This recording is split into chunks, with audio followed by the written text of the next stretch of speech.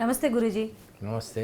చాలామంది పిల్లలు గురూజీ నేను అబ్జర్వ్ చేశాను, వాళ్ళు తెలుసుకోవాలనే క్రమమో లేదా ఆ ఎక్సైట్మెంటో తెలియదు కానీ ఏది చూస్తే దానికి సంబంధించి 100 ప్రశ్నలు అడుగుతారు. ఒక క్వశ్చన్ చెప్పితే దానికి ఆన్సర్ చెప్పిన తర్వాత ఆగరు, దానిలోంచి మళ్ళీ ఇంకో క్వశ్చన్ రేస్ చేస్తూ అడుగుతూనే ఉంటారు క్వశ్చన్స్ ఇలాగా. అయితే అసలు ఒక ఆ సందర్భంలో ఆ పర్టికులర్ మూమెంట్లో పేరెంట్స్ రియాక్షన్ ఎలా ఉంటుందని మీ ఉద్దేశం? ఒక క్వశ్చన్ ఆన్సర్ చెప్తాం, రెండోది కూడా పేషెన్స్గా చెప్తాం, మూడోది వెతుక్కొని చెప్తాం, ఇక నాలుగో దగ్గర నుంచి అరే ఆపరా బాబు అంటాం. విసిగించకరా నాయనా, ఆపరా నాయనా, రకరకాలుగా. సో అంటే అసలు ఎలా ఉండాలి చైల్డ్కి పేరెంట్కి ఆ సందర్భంలో? స్టోరీ చెప్తానండి, బాగుంటుంది. ఒక ట్రైన్లో ఒక ఫాదరు ఒక కొడుకు వాడి కొడుకు వెళ్తున్నారు. ఈ చిన్న కొడుకేమో 10 ఏళ్ళు 12 ఏళ్ళు, పెద్దోడేమో ఎలక్ట్రానిక్ ఇంజనీరు, కంప్యూటర్ మీలాగే కంప్యూటర్ మీద పని చేసుకుంటున్నాడు ట్రైన్లో కూడా. ఫాదరు తాతగారు పక్కన కూర్చొని ఉన్నాడు. ఈ కొడుకు ఏదో ప్రశ్న అడిగితే వాడు ఉరుకరా గొడవ చేయకు, పని చేయించుకునేవ్వా, ఏది మామూలు మీరు అందరూ అనే మాటలే అన్నాడు. అనేసరికి సరే ట్రైన్ ఒక చోట ఆగింది, అడవిలో ఆగింది. ఒక చెట్టు ఉంది, చెట్టు మీద ఒక కాకి వచ్చి ఆగింది. అప్పుడు తాతగారు కొడుకుని అడిగాడు, ఏంట్రా పక్షి నల్లగా ఉంది ఏంటంటే, అది కాకినా అన్నాడు. కాకులు నల్లగా ఉంటాయి, కొన్ని తెల్లగా గోధుమ రంగులో ఉన్న కాకులు కూడా ఉంటాయి కదరా అంటే, ఉంటాయేమో నాన్న అవన్నీ ఎందుకంటే, కాదురా కోకిల నల్లగా ఉంటుందిరా, కాకులు 2 రకాలు ఉంటాయి గోధుమలు, ఇందుకే అది కాకి అంటావా కోకిలు అంటావా అంటారు. ఏదైతే ఎందుకు నాన్న మనకి ఇప్పుడు ఎందుకు? అవునరా, ఈ కాకికి కోకిలికి సంబంధం ఉంది, దీని గుడ్లు దాంట్లోనో దాని గుడ్లు దీంట్లోనో పెడుతుందంట కదా, ఇది కరెక్ట్. నాన్న విసిగించుకుని నన్ను పని చేసుకొని అన్నప్పుడు ఆ యువకుడి మదర్ చెప్తుంది అన్నమాట, ఒరే నీ కొడుకు వయసులో నువ్వు ఉన్నప్పుడు మీ నాన్నని ఇవే ప్రశ్నలు ఇదే కాకి గురించి అడిగినప్పుడు ఇవే ఆన్సర్లు ఆయన ఇలా చెప్పలేదురా, అసలు కాకి కోకిలికి సంబంధం ఏంటి, ఎందుకు గుడ్లు పెడుతుంది, ఇవన్నీ విపులంగా చెప్పుకుంటూ వచ్చాడు. అది నీకు తెలియాలని ఆయన ఈ ప్రశ్నలని నేను అడిగాడు. Don't lose your patient when your child ask something, tell them. అదండి, ఎప్పుడన్నా సరే ఒక కుర్రవాడికి రోజుకి సగటున 40 ప్రశ్నలు వస్తాయంటండి. రకరకాలు, ఇది ఇలా ఎందుకు ఉంది, అది అలా ఎందుకు ఉంది, ఈ పువ్వు ఇలా ఉంది, ఇలాంటి రకరకాల 40 ప్రశ్నలు వస్తాయండి. దాంట్లో కనీసం 20 దరిద్రమైన ప్రశ్నలు ఉంటాయి. అంటే వదిలేయండి, చెప్పలేము, ప్లస్ చొప్పదండు ప్రశ్నలు లాగా ఉంటాయి. బట్ మిగతా 20 ప్రశ్నలు చాలా బాగుంటాయండి. వాటికి పేషెంట్గా చెప్పాలి.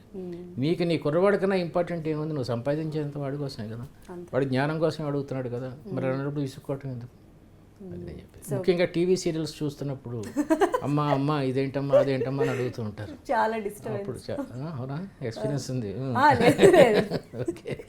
లేదు సార్, అలాంటిది ఏం లేదు.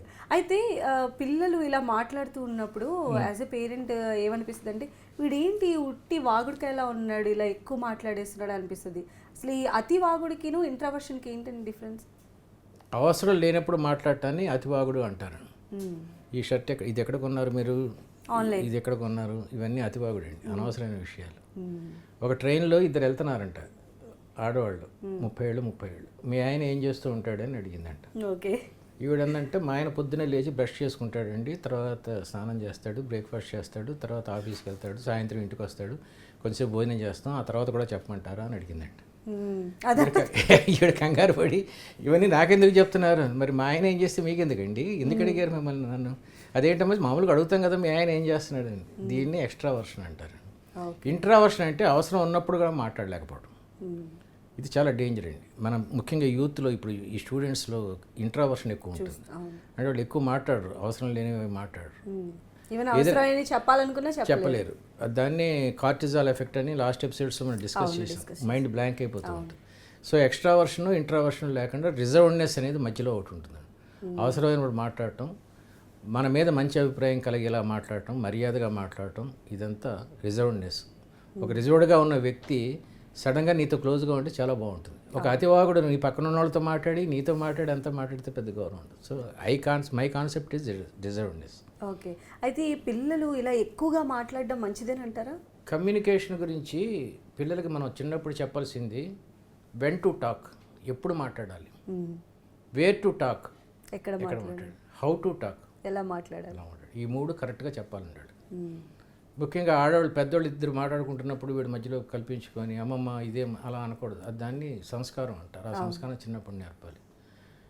టాక్ ప్రిన్సిపల్ అని ఒక ప్రిన్సిపల్ ఉంది, TALK, టాక్.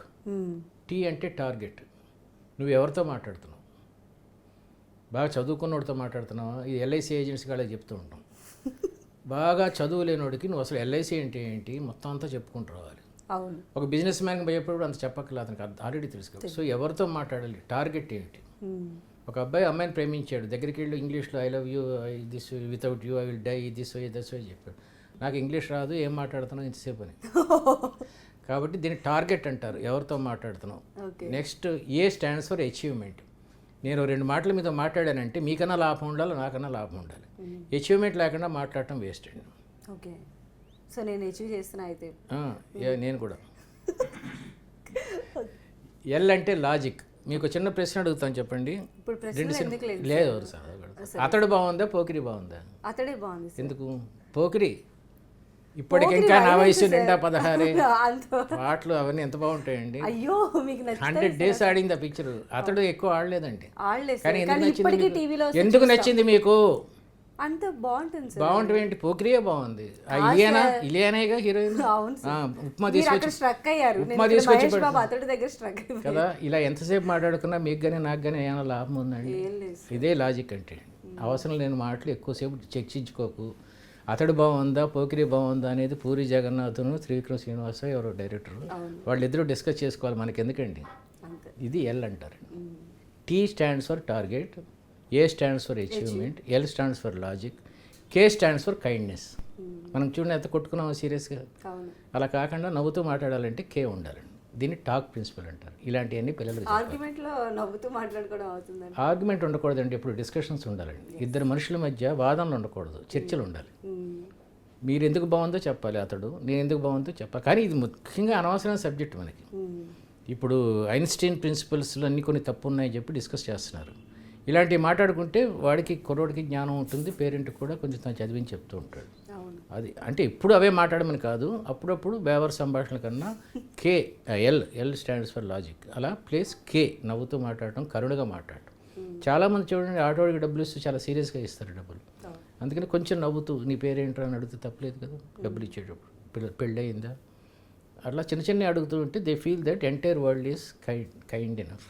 అది అవి నేర్పాలి పిల్లలకి. అవును, అంటే మనం మాత్రమే జీవించడం కాదు, చుట్టూ ఉన్న వాళ్ళని కూడా కలుపుకోలుగా మాట్లాడేటువంటి ఉంటారు ఎప్పుడు. ఓకే గురూజీ, పిల్లల్లో ఇలా ఎక్కువగా క్వశ్చన్స్ అడగటం అనేది మంచిదేనా? ఆరోగ్యపరంగా కూడా మంచిదేనా? పిల్లల్లో డౌట్స్ ఎప్పుడు రావటం మంచిదేనండి, తీర్చడం మంచిదే. కానీ దురదృష్టకరమైన పరిణామం ఏంటంటే ఇప్పుడు పిల్లలకి అసలు తల్లిదండ్రులను ప్రశ్నలు అడగాలనే కోరికే తగ్గిపోయిందండి. ఒక 14 ఏళ్ళు 15 ఏళ్ళు దాటిన తర్వాత వాడు గూగుల్ చూసుకుంటున్నాడు. First point. 14 ఏళ్ళ ముందు ఈ స్మార్ట్ ఫోన్లో ఉంటాయి కదా గేమ్స్, అవి ఆడుకుంటూ ఉంటాడు. వీడికి అసలు ప్రపంచాన్ని చూడాలని, బోల్డ్ కోరికలు రావాలని, బోల్డ్ అనుమానాలు రావాలని, ఆ అనుమానాల సందేహ నివృత్తి చేసుకోవాలని కోరిక చాలా దురదృష్టకరమైన పరిణామం ఇది. పేరెంట్స్కి టైం లేదు, పిల్లలకి క్వశ్చన్ అడగాలనే జిజ్ఞాస లేదు. ఇది బ్యాడ్ అండి. మీరు చైల్డ్హుడ్ నుంచే వచ్చారు ఇప్పటి వరకు. మీ చైల్డ్హుడ్లో మీరు అడిగినటువంటి సిల్లీ క్వశ్చన్స్ కానీ సిల్లీ డౌట్స్ కానీ ఏమైనా ఉంటే షేర్ చేయొచ్చుగా. చాలా వచ్చాయండి డౌట్స్. నాకు డౌట్ వచ్చిందండి చాలా కాలం క్రితం, when I was around 8-9 years back. లక్ష్మణుడు తెలుసా రామాయణం? లక్ష్మణుడు శూర్పణఖ ముక్కు చెవులకు వస్తాడు. లక్ష్మణుడు మంచివాడు, చాలా క్షత్రియపుత్రుడు. ఎవరో శూర్పణఖ వచ్చి ఐ లవ్ యూ అంటే ముక్కు చెవులు ఎందుకు వస్తాడండి? పనిష్ చేశాడు. ఎందుకు? ఎవరైనా ఐ లవ్ యూ అంటే పనిష్ చేసేయటమేనా? నాకు ఇష్టం లేదని చెప్పచ్చు కదా. ఇలాంటి డౌట్ వచ్చింది నాకు. అప్పుడు నేను అదే సిల్లీ ప్రశ్న అదే మా ఫాదర్ని అడిగాను, ఆయనకి తెలియదు బాబు. అది అయిపోయిందండి. When I studying BCom final year, దాదాపు 15 సంవత్సరాల తర్వాత మా ఫాదర్ చెప్పాడు ఈ ప్రశ్న. ఆయనకి ఎలా తెలిసిందంటే, నేను బీకామ్ ఫైనల్ ఇయర్ చదవడానికి ముందు విశ్వనాథ్ సత్యనారాయణ గారు రామాయణ కల్పవృక్షం అని పుస్తకం రాశారు. విన్నారు కదా? అందులో రాసేట ఈ పాయింట్, నా డౌట్ క్లారిఫికేషన్. నేను డౌట్ అడిగిన 16 సంవత్సరాలకి ఆయన రామాయణ కల్పవృక్షం రాశాడు. అది చదివిన తర్వాత మా ఫాదర్కి 16 సంవత్సరాల క్రితం కొడుకు అడిగిన ప్రశ్న జ్ఞాపకం ఉండి నాకు ఆన్సర్ చెప్పాడు. ఏం చెప్పాడంటే, ఈవిడ వెళ్ళి లక్ష్మణ ఐ లవ్ యూ అందంట. అనేసరికి లక్ష్మణుడు అంట, ఇప్పటికే నేను మా వదినకి అన్నయ్యకి సేవ చేయలేక చచ్చిపోతున్నాను, నీ బాణ కడుపు చూస్తే ఎండమూరి కడుపులో ఉంది నీకు ఉంది, నీకు కూడా ఎక్కడ సేవ చేయను నేను అన్నట్టు. అప్పుడు ఆవిడ అందంట, లక్ష్మణ నువ్వే కంగారు పడకు, నా ముక్కుకి ఎంత కెపాసిటీ ఉందంటే నేను గట్టిగా గాలి పిలిస్తే ఏనుగైనా సరే వచ్చేసి నా దగ్గర పడుతుంది, కాళ్ళ ముందు పడుతుంది. నా చెవులకి ఎంత పవర్ ఉందంటే 100 యోజనాల దూరంలో కుందేలు నడిచినా కూడా నాకు చెవులకి వినబడుతుంది. నువ్వు నన్ను పెళ్లి చేసుకుంటే అందరికీ వంట చేసి పెడతాను. అప్పుడు లక్ష్మణుడు అన్నట్ట, నేను ఇక్కడికి 13 సంవత్సరాల నుంచి వనవాసం చేస్తున్నది ఈ మునుల్ని, అమాయకమైన జంతువుల్ని నీలాంటి రాక్షసుల బారి నుంచి కాపాడటానికి. నీ ముక్కుకి చెవులకి అంత పవర్ ఉంటే ఉండటానికి వీలు లేదని కోసేసాట. బ్యూటిఫుల్ ఆన్సర్ కదా. సూపర్. ఇన్ని సంవత్సరాలైనా నాకు ఇది గుర్తుంది. దానికన్నా ముఖ్యంగా మా ఫాదర్కి నేను వందనం చేసి చెప్పేది ఏంటంటే, ఆయన 20 సంవత్సరాల పాటు ఈ ప్రశ్న, కొడుకు అడిగిన ప్రశ్న గుర్తుపెట్టుకుని ఆయన అలా ఉండాలండి పేరెంట్స్. సూపర్. సో నేను కూడా అలాంటి పేరెంట్ని కావాలని కోరుకుంటున్నానండి. మీ అబ్బాయికి కూడా అలాంటి క్వశ్చన్స్ రావాలని నేను కోరుకుంటున్నాను. డెఫినెట్ అడుగుతున్నాడు, హీఈస్ ఆస్కింగ్, అంటే చాలా క్వశ్చన్స్ అడుగుతాడు. అంటే నెంబర్ ఆఫ్ అంటే తెలిసినంత వరకు ఆన్సర్ చెప్తున్నా, ఇక తెలియకపోతే సైలెంట్ అయిపోతుంది. అడగాలండి, చాలా చాలా మంచి ప్రశ్నలు వస్తాయి. అవును. యండమూరి గారు, పిల్లలకు వచ్చేటువంటి ప్రతి డౌట్ని పేరెంట్స్ క్లారిఫై చేయాలని మీరు చెప్తూ ఉన్నారు. ఇప్పుడు పిల్లలకు వచ్చే డౌట్ని క్లారిఫై చేయాలి అంటే పేరెంట్స్ కొంతమందికి మేబీ నాలెడ్జ్ లేకపోవచ్చు. అవును. అయితే స్కూల్లో కూడా కొన్ని డౌట్స్ రేజ్ అవుతూ ఉంటాయి పిల్లలకి. అక్కడ టీచర్ క్లారిఫై చేయకపోతే పేరెంట్స్ దగ్గరికి డెఫినెట్గా వచ్చి అడుగుతూ ఉంటారు. సో ఆ టైంలో ఎలా ఉండాలంటారు పేరెంట్స్? ఎందుకంటే ఇప్పుడు ఉన్నటువంటి పేరెంట్స్కి అసలు టైమే లేదు. ఫస్ట్ ఆఫ్ ఆల్ పిల్లలతో కూర్చొని మాట్లాడే 100% కరెక్ట్, టైం లేదండి. కానీ పిల్లలకన్నా టైం ఏంటంటే నాకు తెలిసినంత అర్థం కాదు. యాజ్ ఎ చార్టెడ్ అకౌంటెంట్ నేను చాలా బిజీ, యాజ్ ఎ రైటర్ నేను చాలా బిజీ. కానీ పిల్లలతో గడిపేవాడిని కదా. పిల్లలకన్నా గొప్ప ఏముంటుందండి? ఫస్ట్ పాయింట్ ఇది. రెండో పాయింట్, మీరు అన్నట్టు అన్ని విషయాలు తెలియాలని ఉండకపోవచ్చు. ఇప్పుడు ఉదాహరణకి ఫైలం అన్నేలిడా ఉందనుకోండి, వానపాములు బయోసెక్సువల్, అంటే 2 సెక్స్లు ఒక పాములోనే ఉంటాయి, ఆడ మగ. ఇది నాకు తెలియదు అడిగినప్పుడు, మా అబ్బాయి అడిగినప్పుడు. బట్ చదివా నేను. ఇప్పుడు ఇంకా ఈజీ, గూగుల్ వచ్చేసింది కదా. ఫాదర్కి గూగుల్లో చూడొచ్చు. ఒక అమ్మాయి, మీలాంటి అమ్మాయికి 16 ఏళ్ల వయసులో ఒక డౌట్ వచ్చింది. రోదసీ యాత్రికులు ఇలా పెట్టుకుంటారు కదా పైకి వెళ్ళినప్పుడు, వాడికి ముక్కు దొరద పెడితే ఎలా గోక్కుంటాడు అని డౌట్ వచ్చింది. ఫాదర్ని అడిగితే వీడు నవ్వలేదు. వీడు వెంటనే 6 ఆస్ట్రోనాట్స్కి రాశాడు ఉత్తరాలు, అడ్రస్లు సంపాదించుకొని, మీరు ముక్కు దొరద పెడితే ఎలా గోక్కుంటారు. విలియం సన్ అనే ఒక అతను, విలియం పోక్ అని ఇతను, 4 రిప్లైస్ రాసేటండి ఇతనికి. సూపర్. అసలు మాకు ఈ పైన పెట్టుకునేది ఎక్కేటప్పుడు దిగేటప్పుడు మాత్రమే ఉంటుంది, మామూలు టైమ్స్లో ఉండదు, కాబట్టి మేము గోక్కోవచ్చు అని ఒక అతను రాశాడు. ఆ విలియం పోక్ అని అతను రాశాడంటే, మాకు ముక్కు తెరబడితే కొంచెం మొహం ముందుకు వంగి ఆ పైన మూడో వాడు ఏం రాశాడంటే, ముక్కు దొరద పెట్టినప్పుడు అది మానేసేసి ఈ ఆక్సిజన్ సిలిండర్ ఆన్ చేయటం ఆఫ్ చేయటం ఏమైనా చేస్తుంటే దొరద తగ్గిపోతుంది. It's not the answer that is important here. What is important is how the father has taken pains in clarifying the doubts of the student. ఇలా ఉండాలండి పేరెంట్స్. సూపర్ చెప్పారు. నిజంగా అంటే ఇప్పుడు ఉన్నటువంటి పేరెంట్స్ టైం ఖచ్చితంగా కూడా పిల్లల దగ్గర వెచ్చించాలి. పిల్లలు అడిగేటువంటి క్వశ్చన్లకి ఏ మాత్రం కూడా సహనాన్ని కోల్పోకుండా మీకు తెలిసినంత వరకు వాళ్ళకి ఆన్సర్ చేసినట్లయితే సో వాళ్ళు నేర్చుకోవడానికి చాలా స్కోప్ అనేది, జ్ఞానం పట్ల కుతూహలం ఏర్పడుతుంది. అలానే గురూజీ, పిల్లల్లో చూసినట్లయితే కాన్సన్ట్రేషన్ అనేది ఈ మధ్యకాలంలో చాలా తగ్గిపోతూ ఉంది. అంటే మన పేరెంట్స్ జనరల్గా చెప్తూ ఉంటారు, చదువు కాన్సన్ట్రేట్ చేయని చెప్తూ ఉంటారు. స్వతహాగానే పిల్లల్లో ఆ కాన్సన్ట్రేషన్ అనేది లోపిస్తుంది, డీవియేషన్స్ ఎక్కువైపోయినాయి. సో ఎలా అంటే కాన్సన్ట్రేషన్ నిలుపుకోవాలంటే ఏం చేయాలి? 4 ఉన్నాయండి దీనికి పాయింట్స్. తినటం, వినటం, మాట్లాడటం, చూడటం. ఈ 4 పట్ల కంట్రోల్లో ఉంటే కాన్సన్ట్రేషన్ పెరగటానికి మంచి స్కోప్ ఉంది. గత ఎపిసోడ్స్లో మనం కాన్సన్ట్రేషన్ పెంచడానికి లైటింగ్ ఒకటి ఎలా చేయాలి, స్కిన్ ఎట్లా చేసుకోవాలి, పంచజ్ఞానేంద్రియాలు, అది డిఫరెంట్ యాంగిల్. ఇప్పుడు నేను చెప్పేది తినటం ముఖ్యంగా. నేను ట్రైన్స్లో వెళ్తుంటే ఈ తల్లి కొడుకులు, తండ్రి కొడుకులు వీళ్ళందరూ కూర్చొని ఏంటో తినేస్తూనే ఉంటారండి. హైదరాబాద్ నుంచి వైజాగ్ వెళ్ళే లోపల ట్రైన్ ఇష్టపడేది అందుకు యండమూరి గారు, ఏదో ఒకటి వస్తూ ఉంటుంది. ట్రైన్ జర్నీ ఇష్టపడతారు ఖచ్చితంగా. ట్రైన్ జర్నీ నేనే ఇష్టపడతా, కిటికీలోంచి ప్రకృతిని చూడటం అదంతా. ఖమ్మంలో అరటిపళ్ళు తింటారండి, నెక్కొండలోనేమో మిరపకాయ బజ్జీలు తింటారు, విజయవాడలో ఇడ్లీ తింటారు, ఏలూరులోనేమో చేగోడీలు ఏవో తింటారు, రాజమండ్రిలో మళ్ళీ తింటారు, కాకినాడలో దిగిపోతారు. మీరు మధ్యలో సాఫ్ట్ డ్రింక్స్ మర్చిపోయారు. ఎప్పుడు పడితే అప్పుడు, ఎక్కడ పడితే అక్కడ, ఏది కనబడితే తినేదాన్ని పంది అంటారండి. ఓకే, ఇప్పుడు చెప్పండి ఏంటో ట్రైన్ జర్నీస్ బాగుంటాయా? ప్రకృతిని ఆస్వాదిస్తూ చేస్తారు. అది మనిషి చేసేది, జంతువులు ప్రకృతిని ఆస్వాదించాలి, మనుషులు కూడా అలానే చేస్తారు. తినటానికి ఒక టైం టేబుల్ ఉండాలండి. ప్రతిరోజు బిర్యానీ తింటే బాగోదు, ప్రతిరోజు అరగంట కూడా తింటే బాగోదు. ఆ తినటం ఆకలితో వచ్చి ఇది అన్నం పరబ్రహ్మ స్వరూపం అన్నది. అందుకే టైం ప్రకారం తినాలి. పిల్లలకు కూడా టైం ప్రకారం ఆకలి వేస్తుంది అప్పుడు. ఇది ఫస్ట్ పడి తినటం. నెక్స్ట్ వినటం అనేది దరిద్రం అండి నిజంగా. అవతల చెప్పే శుద్ధి చెప్పేది అంతా వినటం అనేంత దరిద్రం ఇంకోటి లేదు. బ్రెయిన్లో న్యూరాన్స్ అన్నీ డిస్మాండిల్ అయిపోతాయి ఎక్కువ వినే కొద్దీ. ఓకే. వీరంతవరకు జ్ఞానులందరూ ఎక్కువ మౌనంగా ఉంటారు, ఎక్కువ సంభాషణ వినరు కూడా. ఈ రోడ్డు మీద వెళ్ళే ఆడపిల్లలు చాలామంది, మగపిల్లలు ఎక్కువ చూడలేదు, మరి మీరు ఏమైనా కోపం వస్తుందేమో, దీంట్లో ఇవి పెట్టుకొని నవ్వుతూ మాట్లాడుతూ ఉంటారు, లేకపోతే వింటూ, ఎందుకో అర్థం కాదు నాకు. అంటే అలసట తెలియకుండా ఉండటం కోసం కదా నడుస్తున్నప్పుడు. కానీ చెవులు ఆ న్యాచురల్ సౌండ్స్ వింటూ ఉంటే మైండ్ బాగా పనిచేస్తుంటుంది. నీ మీద నాకు ఇదయ్యో అనే పాట ఉంది, లేకపోతే అబ్బని తీని దెబ్బ, ఇది దీని మీదే కాన్సన్ట్రేషన్ తప్ప నువ్వు న్యాచురల్ సౌండ్స్ నేను ఇంక్లూడ్ చేయట్లేదు అనమాట, ఆస్వాదించడం లేదన్నమాట. కాబట్టి వినటం తగ్గించారు. అంటే న్యాచురల్ సౌండ్స్ అంటే జనరల్గా సిటీస్ ట్రైన్లో వెళ్తున్నప్పుడు రైలు సౌండ్ కూడా న్యాచురల్ సౌండే నా ఉద్దేశంలో. You are concentrating only on you are cutting down one of the పంచ జ్ఞానేంద్రియాస్ బై పుట్టింగ్ యువర్ దిస్. ఇది నేను చెప్పలేదండి, ప్రముఖ సైకాలజిస్ట్ సైకియాట్రిస్ట్ చెప్పాడు నాకు ఇది. డోంట్ కట్ యువర్ పంచ జ్ఞానేంద్రియాస్, లెట్ దెమ్ బి న్యాచురల్ అని చెప్పేసి. ఓకే. మాట్లాడటం అండి. నేను ఇది షర్టుకు నేను సింగపూర్లో కొనుక్కున్నప్పుడు మా ఆయన ₹1,00,000 ఇస్తా అన్నాడు, 99,000 ఇచ్చి, ఎందుకు ఇదంతా సుత్తి? This is called diarrhoea of talking, మాటల విరోచనాలు. బాబు కూర్చోమ్మా, కూర్చో కూర్చో, అదిగో చూశారు, వెనక్కి చూశారు, ఎవడో నిలబడ్డాడు, కూర్చోమన్నా. ఎందుకు చూడటం? షూటింగ్ జరుగుతుంది కదా, కాన్సంట్రేట్. అనవసరంగా చూడొద్దు, స్పందించకూడదు. ఈ అనవసరంగా చూడటం అనేది చాలా పెద్ద ఫిలాసఫీ అండి. ఓకే.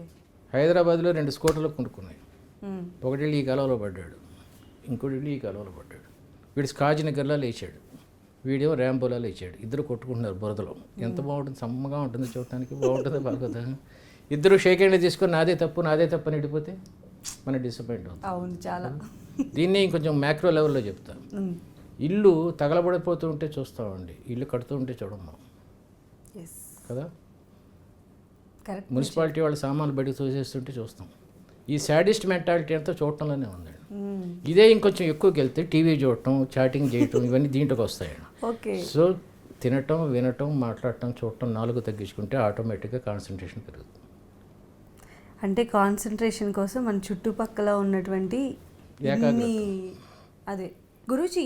అయితే పిల్లల్లో హైపర్ యాక్టివ్ అనే మాటను మనం ఈ మధ్య కాలంలో చాలా ఎక్కువగా వింటున్నాము. వాళ్ళకి సంబంధించి కౌన్సిలింగ్ కూడా ఎక్కువైపోతుంది. దీనికి ఒక కారణం కూడా ఉంది. పూర్వకాలం కబడ్డీలు ఆడేవారు, కోతి కొమ్మచ్చి ఆడేవారు, ఖోఖో ఆడేవారు, ఎక్కువ చేసేవాడు. ఇప్పుడు అవన్నీ తగ్గిపోయి కంప్యూటర్ అయ్యేసరికి కంప్యూటర్ గేమ్ అవగానే గెంతుకుంటూ వంటింట్లోకి రావడం, లాగటం, దీన్ని హైపర్ యాక్టివ్ అంటారు.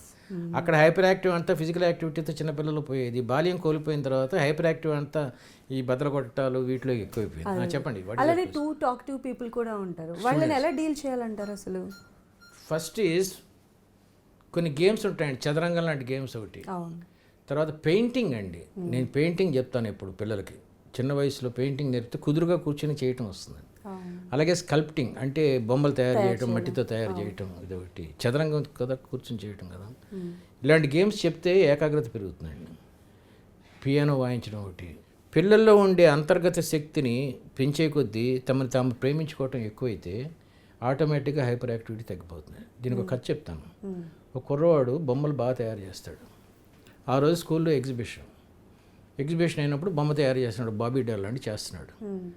చేశాడు, మళ్ళీ సాటిస్ఫై అవ్వలేదు, చేసాడు, మొత్తాన్ని తయారు చేస్తే, ఎందుకురా ఇంతసేపు నుంచి చేస్తున్నావు, ఏమైంది నీకని అడిగింది తల్లి. అడిగితే బొట్టు సరిగ్గా కుదరటం లేదమ్మా, నాకు ఏం చేసినా ఇలా పెట్టాలా అడుగుతుంటాం. ఆ అమ్మాయి నవ్వింది తల్లి. ఎరా అక్కడ పెడతావు, వాళ్ళందరూ అలా వస్తారు, చూసుకుంటూ వెళ్ళిపోతారు. బొట్టుని ఎవరు పట్టించుకుంటారా, పెట్టు ఏదో ఒకటి అంటే పట్టించుకుంటారమ్మా. ఎవరు పట్టించుకుంటారు? నేను పట్టించుకుంటానమ్మా. దీన్ని loving yourself and your work అంటారు. ఎప్పుడైతే నిన్ను నువ్వు ప్రేమించుకోవటం ఎక్కువ మొదలైందో you have a passion towards your work. అది లేకే వీళ్ళందరూ ఎక్కువ కబుర్లు చెప్పటాలు, అతల మీద ఐడెంటిటీ క్రైసిస్, ఇవన్నీ వచ్చేదంతా తను ప్రేమించుకోలేకపోవటం వల్లే. ఏ పిల్లవాడికైనా తనలో తనే ఉండే ఒక మహత్వమైన శక్తిని గుర్తించి దాన్ని బిల్డప్ చేస్తున్నప్పుడు తుప్పు రాలినట్టు యాక్టివిటీస్ అనేవి రాలిపోతాయి. అప్పుడు వాడికి ఒక గోల్ కనబడుతుంది, దట్ ఈస్ లవింగ్ హిమ్సెల్ఫ్. ఆ హిమ్సెల్ఫే సక్సెస్ అండి. అది పేరెంట్స్ నేర్చుకోవాలి. అయితే మీరు చెప్తున్న దాని ప్రకారం చూడొద్దు, తినద్దు, మాట్లాడొద్దు, ఇన్ని చెప్తున్నారు కదా. అంటే పక్కవాడితో మాట్లాడకుండా మాట్లాడద్దాం లేదని మాట్లాడేది కంట్రోల్ చేసుకోవాలి. అనవసరమైన అలా ఉంటే అసలు ఎవరైనా మనతో ఫ్రెండ్షిప్ చేస్తారా? లిమిటెడ్గా మాట్లాడుతుంటే అబ్బా వీడు ఏంటి ఇలా ఉన్నాడు అని చెప్పేసి ఓ సైడ్కి పెట్టేస్తారు కదా ఇప్పుడున్న సొసైటీలో. పెద్ద పెద్ద సైంటిస్టులు, పెద్ద పెద్ద రాజకీయ నాయకులు, మహాత్మా గాంధీ లాంటి వాళ్ళు కండల కొద్దీ కబుర్లు చెప్పరండి. వాళ్ళు ఒక మాట మాట్లాడితే అది అమృతంలాగా వెళ్తుంది. ఇప్పుడు ఐన్స్టీన్, న్యూటన్ వీళ్ళందరూ మాట్లాడుతూ కూర్చుంటే మనకి ఈ ఎలక్ట్రానిక్ బల్బ్స్ ఇవన్నీ వచ్చి ఉంటే కాదండి. They started loving themselves, doing themselves and this. దీనికి ఒక కథ చెప్తా. మీరు జీవితంలో పెరిగే కొద్దీ, చెత్త కబుర్లు మానేసి పనిచేసే కొద్దీ మిమ్మల్ని ప్రేమించే ఆరాధకులు ఎక్కువ అవుతారండి కదా. అలాంటి ఆరాధకులు కావాలా, నీ సుత్తి కబుర్లన్నీ నీలాగా బేవర్స్గా వినేవాళ్ళు కావాలా, నువ్వు డిసైడ్ చేసుకోవాలి. ఇదేనా ఓకే, అదైనా ఏదైనా ఓకేనండి. జీవితంలో ఏదైనా ఓకే. ఎలా ఉండాలి నువ్వు డిసైడ్ చేసుకోవాలి. నీ కొడుకు ఎలా ఉండాలి డిసైడ్ చేసుకోవాలి. కాబులర్ తెలుసు కదా, చెప్పులు కుట్టేవాడు. ఒక రాజుగారు ఏనుగు మీద వస్తున్నారట. అందరూ నిలబడి ఇలా ఇలా ఇలా దండం పెడుతున్నారు, మహాప్రభు అంటున్నారు, ఇది అంటున్నారు, ఇది అంటున్నారు. వీడు మాత్రం కుట్టుకుంటున్నాడు, తల కూడా ఎత్తలేదు. రాజు ఏనుగు ఆపి దిగి ఎరా అందరూ ఇవి చేస్తుంటే నువ్వు ఎందుకు తల ఎత్తలేదు అన్నట్టు. రాజా, నేను తలెత్తి నేను చూశాను అనుకో, ఇక్కడ పడాల్సిన రంధ్రం చర్మంలో, చర్మంలో ఇక్కడ పడుతుంది అనుకో, ఒక పనికిరాని చెప్పు తయారవుతుంది దేశంలో. నీ పని మేము సరిగ్గా పని చేసుకుంటూ వెళ్తున్నామో చూడటం, నా పని చేసుకోవటం. నీ పని మానేసి నేను ఎందుకు పని చేయట్లేదు అని అడుగుతావు, ఎందుకు నువ్వేం రాజువి అని అడిగాడంట. అప్పుడు వాడు కౌగిలించుకొని ఎస్ నవ్ ఐఎమ్ వెరీ, తెలిసిపోయింది నాకు బ్రహ్మసత్యం అని తెలిసి కౌగిలించుకున్నట్టు. అలాగా నీ పని నువ్వు చేసుకుంటూ వెళ్తూ ఉంటే నువ్వు ఎక్కువ మాట్లాడుతున్నావా తక్కువ మాట్లాడుతున్నావా అది ముఖ్యవాడు పట్టించుకోడండి. నేను నెత్తి మీద ఎత్తుకొని చరిత్ర పోటల్లో నీ స్వర్ణాక్షరాలతో నీ పేరు ఉండాలంటే ఈ 4 కరెక్ట్గా అనుసరించాలి. సో అలానే గురూజీ, ఇప్పటి వరకు పిల్లలకి పేరెంట్స్కి మధ్యన కమ్యూనికేషన్ ఎలా ఉండాలో మీరు ఎక్స్ప్లెయిన్ చేశారు, ఎలా తీర్చాలనేది మీరు ఎక్స్ప్లెయిన్ చేశారు. అయితే టీచర్స్ రోల్ ఎలా ఉండాలంటారు? నాకు 2 అనుభవాలు ఉన్నాయండి.